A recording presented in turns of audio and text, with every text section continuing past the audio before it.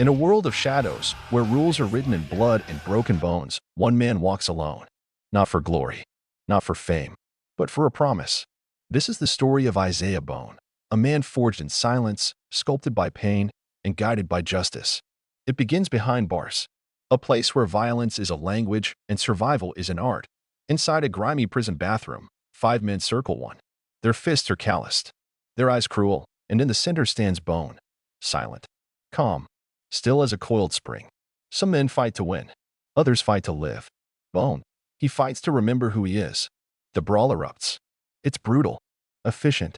Bone dismantles them with surgical precision, fists, elbows, knees. One man after another hits the tiles. When it's over, Bone barely breathes. His knuckles drip, but his eyes remain steady. He walks out of prison with nothing but a duffel bag, a worn photo in his wallet, and a mission we don't yet understand. Los Angeles, the city of dreams and underground nightmares. Bone enters the world like a ghost. No friends, no home, but he knows exactly where he's going. He finds a rundown motel run by a fast-talking hustler named Pinball. Pinball runs fights in alleyways and garages, placing bets and dodging beatdowns. Bone tells him he wants in. No name, no details, just fists. Pinball scoffs. Until Bone fights in a makeshift cage surrounded by thugs and gamblers. Bone steps in. His opponent is a massive street legend, but Bone moves like water.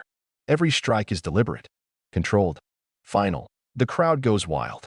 Pinball grins. Pinball, you ain't just a fighter, man. You a damn weapon. And so begins Bone's quiet climb through the criminal fight world. Pinball becomes Bone's sidekick, agent, and reluctant friend.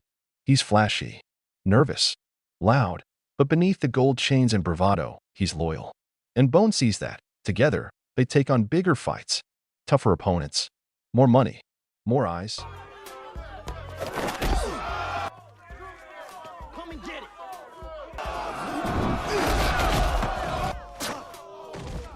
And eventually, they catch the attention of a man named James. James runs the city's underground fight scene. He's smooth, polished, deadly. He doesn't fight. He orders. He owns. He's the kind of man who speaks softly and lets others bleed for him. James watches Bone destroy one of his top fighters. Instead of anger, he offers an invitation. James, you're wasted on scraps. Bone, come see how kings live. Bone enters James' world, a mansion of decadence, muscle, and menace. Here, fighters are treated like prized animals. The rich watch them bleed. Bets flow. Men die. Bone is unfazed. He accepts James' offer to fight for him. Not for money, not for prestige, for access. Because inside this world is the man Bone came to find. Bone isn't here for sport. He made a promise in prison to a dying cellmate, a man named Danny, murdered for crossing James. Before he died, Danny begged Bone to protect his wife, Tamara, and their young son. Bone agreed. And now he hunts silently, racking up victories until he can reach the heart of James' empire. Bone finds Tamara living under James' thumb. Her freedom is an illusion. Her life, a cage. She's strong, defiant, but afraid. Bone promises to protect her. She doesn't believe him at first, but something about him, his quiet honor, his rage barely held in check, makes her hope. James answers to one man, Franklin McVeigh, a sadistic billionaire who runs an ultra-elite fight club. No spectators, no cameras, just killers, one-on-one, to the death. Winning means fame, losing means the grave. James grooms Bone to fight in McVeigh's ring, not knowing that's exactly what Bone wants.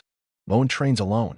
No weights, no coach, just discipline, shadowboxing in alleys, meditating under bridges, wrapping his fists like a monk preparing for war. Tamara watches from afar. Trust growing, fear softening. Tamara, you don't talk much, do you? Bone quietly, I say what I mean. Bone ascends through the ranks. Opponents get tougher. One by one, he breaks them. Arms, ribs, wills. He never gloats, never taunts, just finishes them and walks away. His legend grows. McVeigh notices, and finally, Bone is summoned. It's a private arena. Rich men place million-dollar bets. Fighters enter but don't always leave. Bone is pitted against brutal, fast, trained. They clash like titans. Every hit shakes the room. But Bone, he's not fighting for money, he's fighting for justice. He breaks the giant's leg, ends the fight, refuses to kill. McVeigh is furious. He demands blood. Bone turns his back and walks out. James tries to punish Tamara. Bone intervenes. The showdown begins. Bone storms James' mansion. Guards attack. He dismantles them one by one. Steel, sweat, rage. James begs. Bone doesn't kill him. He lets him live in fear. Bone. This is mercy. Bone brings Tamara and her son to safety. He gives the child the photo of Danny, the father he'll never know. Some men carry guns. Others carry guilt. Bone carried a promise, and he kept it. He disappears. No goodbyes. No headlines. Just silence. A new city. A new fight. Bone enters another underground arena. Alone. Focused. His past is behind him. But the fire remains. The crowd roars as he steps into the ring. He's not here to win. He's here to remind the world. Some men can't be bought, can't be broken, and don't need saving. Some men are the reckoning.